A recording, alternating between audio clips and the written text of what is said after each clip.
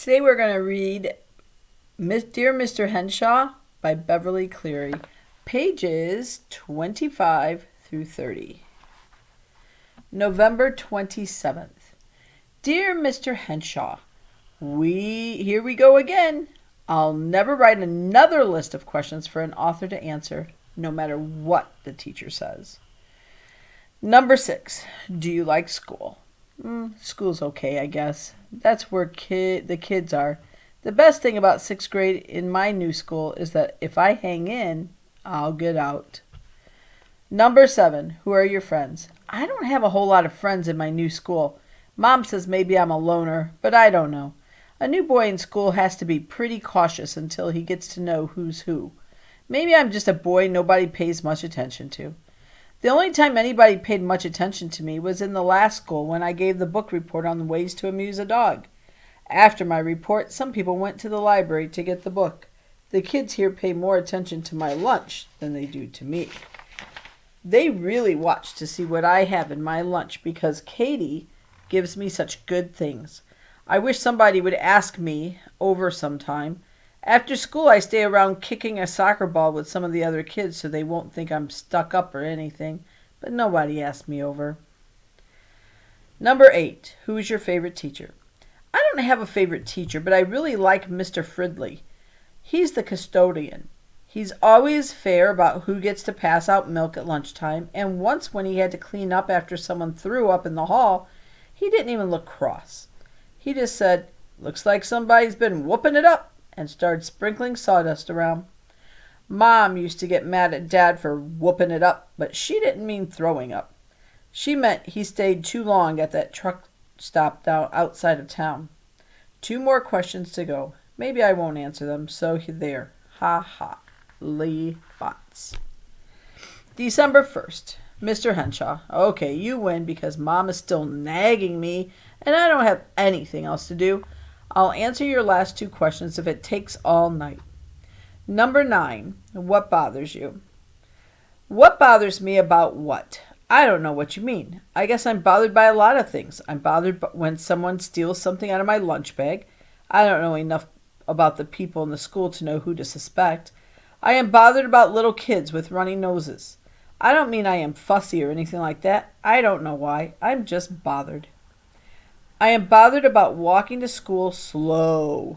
The rule is nobody is supposed to be on the school grounds until 10 minutes before the first bell rings. Mom has an early class.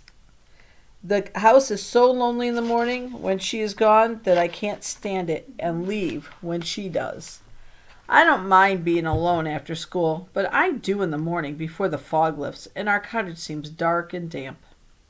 Mom tells me to go to school, but to walk slow, which is hard work. Once I tried walking around every square in the sidewalk, but that got boring. So did walking heel to toe, heel to toe. Sometimes I walk backwards, except when I cross the street, but I still get there so early. I have to sort of hide behind the shrubbery so Mr. Fridley won't see me. I am bothered when my dad telephones me and finishes by saying, "Well, keep your nose clean, kid." Why can't he say he misses me? And why can't he call me Lee? I am bothered when he doesn't phone at all, which is most of the time. I have a book of road maps, and I try to follow his trips when I hear from him. When the TV worked, I watched the weather on the news so I would know if he was driving through blizzards, tornadoes, hail like golf balls, or any of that fancy weather they have other places in the United States.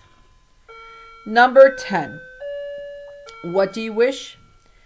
I wish somebody would stop stealing the good stuff out of my lunch bag. I guess I wish a lot of other things too. I wish someday Dad and Bandit would pull up in front in the rig. Maybe Dad would be hauling a 40-foot reefer, that means refrigerated trailer, which would make his outfit add up to 18 wheels altogether.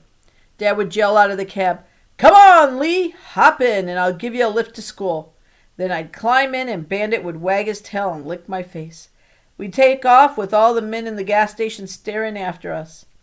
Instead of going straight to school, we'd go barreling along the freeway looking down on the tops of ordinary cars, then down the off-ramp and back to school just before the bell rang. I guess I wouldn't seem so medium then, sitting up there in the cab in front of a 40-foot reefer. I'd jump out and Dad would say, "So long, Lee. Be seeing ya." And Bandit would give a little bark like, "Goodbye." I'd say, "Drive carefully, Dad," like I always do. Dad would take a minute to write in the truck's logbook. Drove my son to school. Then the truck would pull away from the curb with all the kids staring and wishing their dads drove big trucks too. There, Mr. Henshaw, that's the end of your crummy questions. I hope you are satisfied for making me do all this extra work. Phooey on you, Lee Botts.